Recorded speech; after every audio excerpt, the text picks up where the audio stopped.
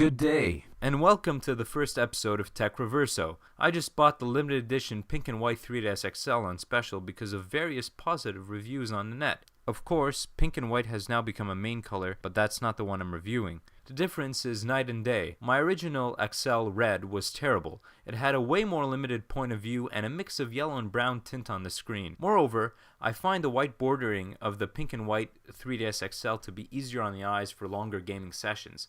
I used the white splash page test on DS games, and wow, is it pure white. Once I played DS games on the 3DS XL Fire Red OG, it looked like the splash page was home to a smoker, as it had a yellow tint. The OG Aqua 3DS has better colors than my OG Fire Red XL, but the OG 3DS was diluted with blue cool light, which is interesting, because in retrospect, I never complained or cared.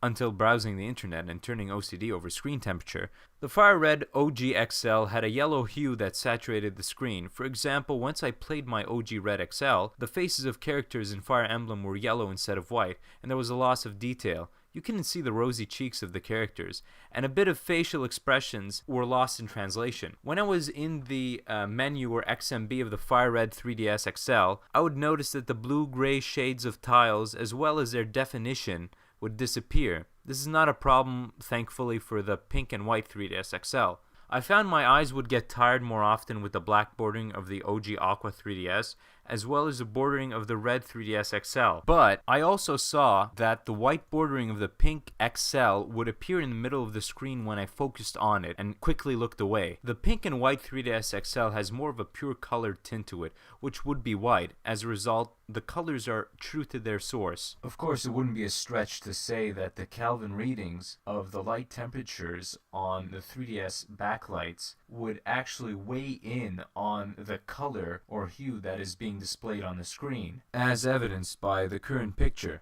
If the OG Aqua 3DS had a Kelvin reading, it would be 5500. That backlight is super bright. If the red 3DS XL had a Kelvin reading, it would be around 2700. That backlight was just not bright. If the pink and white XL had a Kelvin reading, it would be 3500. That backlight is just right. In my opinion, it's a welcome surprise. Based on a level of quality that went into making the pink system, it seems it could possibly have been made at a factory that is stricter on product assembly in regards to the screen glue problem with other XLs. My look at two positive reviews on NeoGAF and IGN gave me the impression that the 3DS XL Pink White was in a different league of quality, and it has so far been proven. Why haven't we heard great things about the pink and white limited edition? In my opinion, it seems to have been geared towards a different audience and one that doesn't nitpick specifications to death. It also had a limited run and goes for a whopping $269.99. Although a regular pink and white 3DS XL is now part of the regular Nintendo selection, that was not the one I reviewed.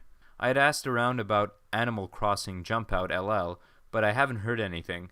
I guess all things fall into place because I'm not really a fan of digital gaming, except for Steam, but those games are terribly cheap and make it hard to resist a purchase. I would like the 3DS XL bundles to be bundled with actual physical copies of the game and not digital copies. If you have any questions, comments, or concerns, please leave them in the comment section and I will get back to you. What do you think of this 3DS XL yellow tinting or brown hue? Or the fact that Nintendo outwardly denied that they had any defects on their 3DS XLs whatsoever, stating that the varying screen temperatures were due to the non-uniformity nature of the handhelds? Let me know.